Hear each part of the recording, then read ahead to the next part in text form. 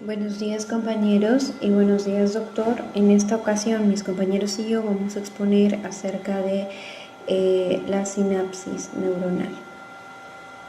Ahora, las neuronas tienen la capacidad de comunicarse con precisión y rapidez a larga distancia con otras células, ya sean nerviosas, musculares o glandulares. A través de las neuronas se va a transmitir señales eléctricas denominadas impulsos nerviosos. Estos impulsos nerviosos van a viajar por toda la neurona, comenzando por las dendritas, y esta va a pasar a toda la neurona hasta llegar a los botones terminales, que pueden conectar con otra neurona, fibras musculares o glandulares. La conexión que va a existir entre una neurona y otra neurona se va a denominar sinapsis. Las neuronas conforman e interconectan los tres componentes del sistema nervioso, que son el sistema sensitivo, motor e integrador o mixto.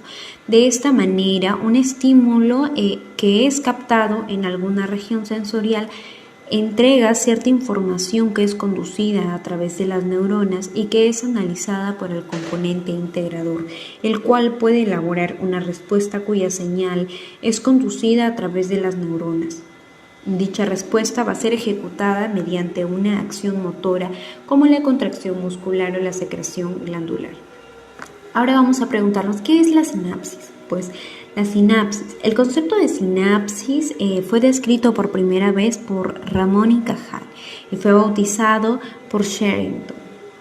Hace referencia a la existencia de una conexión entre dos neuronas que va a estar caracterizada por la presencia de un pequeño espacio que sirve de vía para la transmisión de la información. La función principal de esta conexión es la de permitir la transmisión de la información entre las diferentes neuronas. Se trata, pues, de un elemento fundamental en el funcionamiento del organismo, posibilitando la realización y la coordinación de todos los procesos que permiten realizar las diferentes funciones vitales, así como las capacidades físicas, mentales, tanto básicas como superiores. Ahora, esta conexión es también de gran utilidad y no solo para transferir información, sino que también para regularla. La presencia del espacio sináptico hace que una neurona presináptica pueda recaptar los neurotransmisores si se han liberado en una gran cantidad excesiva. Bueno, a continuación le doy pase a mi compañero. También voy a hablar sobre el papel desempeñado por el glutamato y el GABA. La gran mayoría de la comunicación entre las neuronas del sistema nervioso central se realiza por neurotransmisores aminoácidos. Los aminoácidos reconocidos como neurotransmisores son 5. Encontramos el ácido G aminobutírico, la glicina, la taurina, el ácido glutámico y el ácido aspartico. Los tres primeros tienen efecto predominante inhibidores, mientras que los dos últimos son normalmente excitatorios. De todos ellos, los más abundantes y fisiológicamente más importantes son el glutamato y el GABA. El glutamato media en la mayoría de los transmisores sinápticas excitatorias del cerebro. Si hay involucrado en procesos fisiológicos tan diversos como la proliferación celular, la apoptosis, la supervivencia celular, la proliferación de células nerviosas, el aprendizaje y la memoria, así como en procesos patológicos como la epilepsia, la hipoxia, las lesiones cerebrales isquémicas. Además, también se conoce su participación directa en las grandes degeneraciones neurológicas como la enfermedad del Alzheimer o la corea Huntington. Por otra parte, GABA media en la mayoría de las transmisiones sinápticas inhibitorias del cerebro. Entre otras posibles implicaciones funcionales, se cree que la alteración del GABA participa en procesos de tipo de coordinador o integrador en relación con procesos motores y cognitivos, así como en importantes trastornos neurológicos y psiquiátricos, como puede ser el caso de la corea de Huntington, la epilepsia, la discinesia tardía, el alcoholismo, la esquizofrenia, los trastornos de sueño y la enfermedad de Parkinson. Gracias. Mi nombre es Soledad Martínez Mantilla y voy a explicar sobre los tipos de receptores de neurotransmisores. Bueno, para transmitir información, los neurotransmisores que se han liberado de las terminales nerviosas de las neuronas presinápticas deben interactuar con las neuronas postsinápticas. La membrana postsináptica contiene moléculas con alta afinidad por un solo neurotransmisor, llamados receptores. Todas las acciones fisiológicas realizadas por los neurotransmisores están mediadas por su unión específica a los tipos diferentes de receptores. Los receptores ionotrópicos son complejos de proteínas que van a formar canales iónicos a través de la membrana. En unos pocos milisegundos, el paso de iones va a producir una corriente eléctrica. Y cuando el neurotransmisor se disocie del receptor, la corriente eléctrica se va a detener. Los receptores metabotrópicos no abren canales iónicos, sino que se van a acoplar a la proteína G, lo que lleva a la movilización de segundos mensajeros y a la activación de varias enzimas. La respuesta celular generada por estos receptores va a tardar más en activarse y va a durar mucho más. Y su función es en la traducción de señales. Como vemos que el receptor ionotrópico es una estructura heteromérica que va a contener 5 subunidades. Una vez que se combinan el receptor y su neurotransmisor, las consecuencias van a aparecer inmediatamente en la membrana postsináptica. Por tanto, la unión del glutamato a su receptor de iones va a permitir el paso de iones de sodio, de potasio, y va a producir una despolarización de la neurona, mientras que GABA da lugar al paso de iones de cloro, originando una hiperpolarización. Los receptores metabotrópicos van a consistir en una cadena polipeptídica con una terminal amino extracelular y un terminal carboxilo intracelular y 7 segmentos hidrofóbicos que atraviesan la membrana plasmática. El extremo carboxilo es la parte del receptor que reconoce y se asocia con la proteína G, que recibe su nombre por su capacidad para unirse a nucleótidos de guanina, guanosina, trifosfato, que es el GTP, y guanosina, difosfato, que es el GDP. Tiene actividad GTP-pasa inherente en el estado de reposo. La proteína G actúa como un heterotrímero alfa-beta. La subunidad alfa está unida a moléculas de G. Trímero alfa-beta. La subunidad alfa está unida a moléculas de GDP. Sin embargo, la llegada de neurotransmisores y la posterior activación de receptores metabotrópicos conduce a su asociación con la subunidad alfa de la proteína G. Esto cambia la conformación de la subunidad alfa y da como resultado GDP y GTP, unidos por la sustitución de la subunidad alfa. Luego la subunidad beta se separa de la proteína G y finalmente se libera la proteína receptora G. Este proceso va a producir una subunidad alfa unida a GTP y una subunidad beta gamma libre. Estas dos partes pueden regular la célula, la actividad funcional de la proteína efector interna. Cuando el neurotransmisor se libera del receptor y cuando la actividad enzimática de GT-pasa hidroliza GTP en GDP, se va a restablecer en el estado de reposo en el que se encontraba. Finalmente, la subunidad alfa se recombina con la beta para restaurar el heterotrímero original de la proteína G. Las proteínas efectoras que regulan la activación de la proteína G van a incluir canales iónicos adenilato, ciclasa, fosfolipasa. La fosfolipasa 2 y la fosfodiesterasa. De todos estos sistemas, los sistemas más utilizados son los dos primeros. Buenos días, doctorita Naka y compañeros. Mi nombre es Laura Elisa Jauregui Seminario y ahora vamos a ver el punto de la localización subcelular de los receptores de los neurotransmisores. Aquí la aplicación de la microscopía electrónica y su combinación con técnicas de inmunohistoquímica han permitido poner en manifiesto la existencia de los receptores de neurotransmisores en la superficie neuronal. A continuación voy a describir los distintos tipos de receptores que tenemos. Tenemos los receptores de glutamato inotrópicos.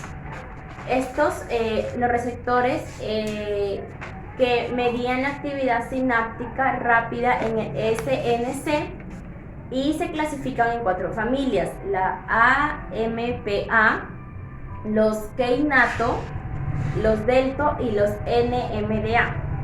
Estos son constituidos por subunidades. Aquí empezamos con los receptores de AMPA. Esta era antiguamente denominada como receptor de quisculato, pero tras el descubrimiento de los receptores metabotrópicos, que eran activados por bajas concentraciones de quiscualino. Entonces aquí hicieron una combinación que finalmente se dio al nombre de AMPA. Ahora vamos a ver los receptores de NMDA. Estos tienen múltiples lugares de regulación y son los únicos entre todos los receptores de neurotransmisores, entre los que se requiere acción simultáneamente agonistas y diferentes para su activación. Tenemos lo que es el glutamato y la glicina. Gracias. Ahora va a seguir mi siguiente compañera. Buenos días, soy Melissa Andrea Velázquez Sosa y les voy a hablar sobre las implicaciones fisiológicas de los receptores AMPA y NMDA. Bueno, como sabemos, estos dos receptores mencionados ya anteriormente van a cumplir un papel muy importante, ya que estos se involucran en el sistema nervioso central y desarrollan muchos puntos que son indispensables, ¿no?, como parte de su desarrollo. Uno, en conceptos de lo que son memoria y aprendizaje, en los desarrollos neuronales y la percepción sensitiva. Bueno, asimismo, estos también van a estar involucrados en lo que son patologías tales como la anoxia y la epilepsia. Digamos que tengo un caso, ¿no?, de un paciente con anoxia. Esta enfermedad se define como la ausencia total de oxígeno en sangre. Ojo, que no hay que confundirnos con hipoxia. Hipoxia es una baja concentración de oxígeno. En cambio, la anoxia es la ausencia total de este. Bueno, esta patología se caracteriza por la disminución de actividad, el cual va a afectar al metabolismo celular. Cuando nos referimos a célula, estoy haciendo referencia a la neurona. La falta de oxígeno, ¿no?, en sangre va a hacer que la neurona pierda su capacidad de reposo. Entonces, si pierde esta capacidad, lo que va a conllevar es a la apoptosis, muerte celular programada. En el caso de la epilepsia, estas son las estimulaciones excesivas de las vías glutamatérgicas, en el cual pues los receptores del glutamato, ¿no?, van a activarse, generando, ¿no?, que se den ataques unos ataques descontrolados. Aquí es donde el receptor AMPA se activa. Cada vez que los ataques se vuelven más intensos, no se va a producir lo que es la participación del NMDA. Buenos días, profesor y compañeros. El día de hoy voy a exponer acerca de los receptores para glutamato metabotrópicos. Tenemos 3 grupos. Los receptores del grupo 1 están asociados a las señales del calcio intracelular y la fosfolipasa C.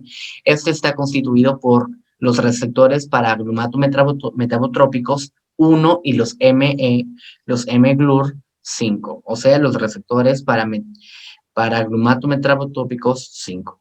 Estimula la hidrólisis de inositoles de fosfato y la liberación de K2 intracelular. Ahora hablemos de la localización de los receptores del grupo 1. Estos se encuentran localizados a nivel possignático en cuerpos celulares, troncos dendríticos, espinas dendríticas y los receptores metabotrópicos del grupo 1 se expresan en diferentes regiones cerebrales, entre las que destacan el hipocampo, el tálamo e hipotálamo, el cerebelo y la corteza cerebral. Papel fisiológico. La actividad de los receptores metabotrópicos del grupo 1 se ha relacionado con los fenómenos de plasticidad sináptica conocidos como potenciación y depresión duraderas. Los mGlurs del grupo 1 desempeñan un papel fundamental en el desarrollo de la memoria espacial, habiéndose observado alteraciones en este fenómeno tras la inyección intraventricular de sus antagonistas. También se han implicado en los fenómenos de neurotoxicidad cerebral, potenciando así el daño neuronal secundario a la activación suprafisiológica de los receptores NMDA. Si bien algunos estudios atribuyen a estos receptores efectos neuroprotectores. Ahora, los receptores del grupo 2. Estos están asociados negativamente a la de adenilciclasa. El grupo 2 está constituido por mGluR2, mGluR3. Está acoplado de forma negativa a la formación de AMPC. La activación de este grupo y del grupo 3, también de los receptores del grupo 3, a su vez inhibe a la adenilciclasa. Resulta en una menor producción de AMPC y en una menor liberación de glutamato, siendo entonces neuroprotectivos. La localización. Estos parecen depender directamente de la región nerviosa donde se expresan. Los receptores metabotrópicos del grupo 2 exhiben una amplia distribución en el sistema nervioso central, detectándose altas concentraciones de estos en el hipocampo, en el tálamo, en los ganglios basales, en el cerebelo, en el bulbo olfatorio y en la corteza cerebral. El papel fisiológico que cumplen es ejercer una función fundamentalmente depresora de la transmisión sináptica. Su localización es preterminal, es consistente con su alta afinidad por glutamato y sugiere que este receptor podría activarse únicamente en aquellas situaciones en las que el glutamato difunde más allá del sitio de la liberación. La inhibición de liberación producida por el receptor evitaría de esta forma que aparezcan niveles neurotóxicos de glutamato en la hendidura sináptica, manteniendo su concentración en todo momento dentro del rango fisiológico. Ahora los receptores del grupo 3. Estos también están acoplados negativamente a la adenilciclasa. El grupo 3 está constituido por los mGluR4, mGluR6, los mGluR7 y mGluR8. Inhibe igualmente la formación de AMPC. La localización de estos, bueno, encontramos de forma abundante en el hipocampo, en los ganglios basales, en el cerebelo, en el bulbo olfatorio, la corteza cerebral, la médula espinal, el tálamo e hipotálamo. El papel fisiológico que cumplen es ejercer una potente acción inhibidora sobre la transmisión glutamatérgica, tanto en rodajas de tejido cerebral como en sinaptosomas. En cerebelo, los mGluR4 inhiben la transmisión glutamatérgica a nivel de la sinapsis entre las fibras paralelas y las células Purkinje, desempeñando un papel fundamental en el control de la función motora, tal y como lo ponen de manifiesto los estudios relacionados en ratones no-choke para este receptor. De modo que los receptores metabotrópicos del grupo 3 parecen estar implicados asimismo en el control extrapiramidal del movimiento y en la modulación de la sensibilidad no dolorosa a nivel de la médula espinal. Gracias. Compañero, buenos días, mi nombre es Ronald Alcalde García. Vamos a continuar con el tema de exposición de hoy. ¿Sí? GABA. GABA o ácido GABA-aminobutírico. Este es un neurotransmisor potente inhibitorio del sistema nervioso central antagónico al glutamato. Si es bloqueado va a generar convulsiones y cuando es producido en mayor cantidad va a producir anestesia que actúa como un antiansiolítico y un tranquilizante y sedante. Biosíntesis. Se sintetiza a partir del glutamato, ¿no? El glutamato va a ser convertido en GABA por acción de una enzima que es la descarboxilasa ácido glutámico, ¿no? O GAD, la cual por lo menos en esta reacción se va a ocurrir tres gastos de moléculas. La primera de ellas es una vitamina B6, ya que es el pirofosfal 5-fosfato y un ATP y CO2. Catabolismo. Del glutamato va a ser convertido a GABA y de GABA a succinato semialdehído. de succinato semialdehído va a ser convertido a ácido succínico por acción de una deshidrogenasa semialdehído succinato, ¿no? Y de ácido succínico va a ser convertido o llevado al ciclo de Krebs, y en el ciclo de Krebs va a ser nuevamente metabolizado a glutamato o ácido glutámico. Al menos tenemos tres tipos de receptores GABA: GABA A, GABA B y GABA C. El GABA A y el GABA B son los más importantes, especialmente el GABA A, que es de tipo ionotrópico, y el tipo B es butabotrópico.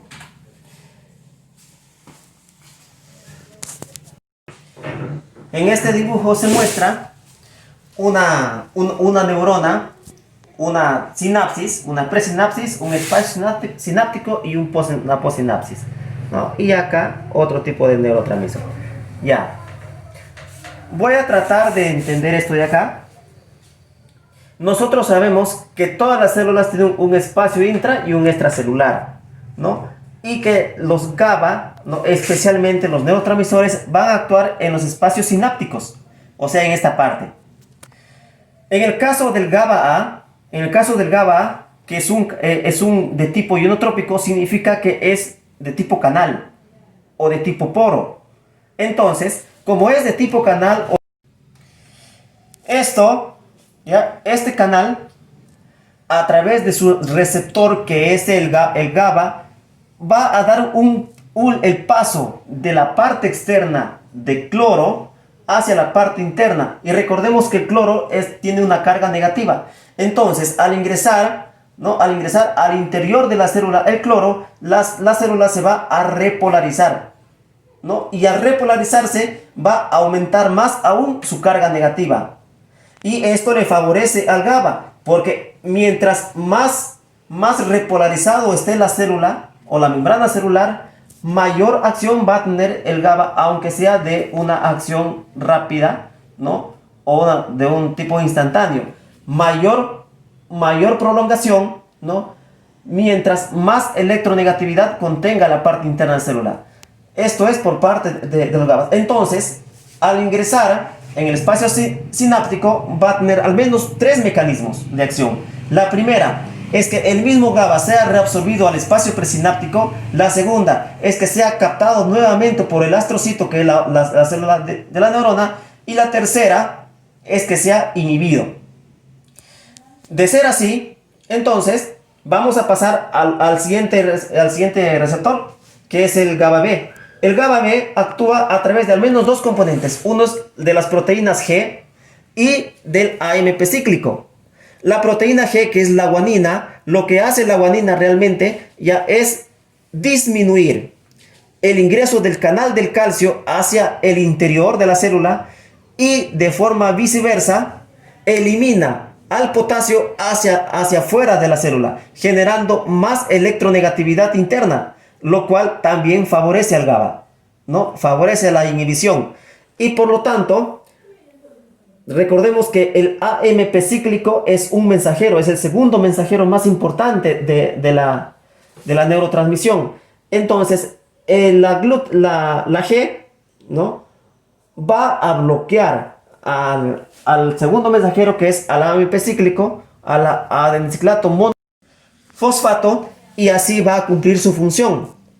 Entonces, estos neurotransmisores son muy importantes porque al menos los mecanismos de inhibición que presentan son altamente poderosos o altamente eficaces. En el caso del GABA A, tiene una inhibición rápida, y el GABA B son de más extensos o más prolongados.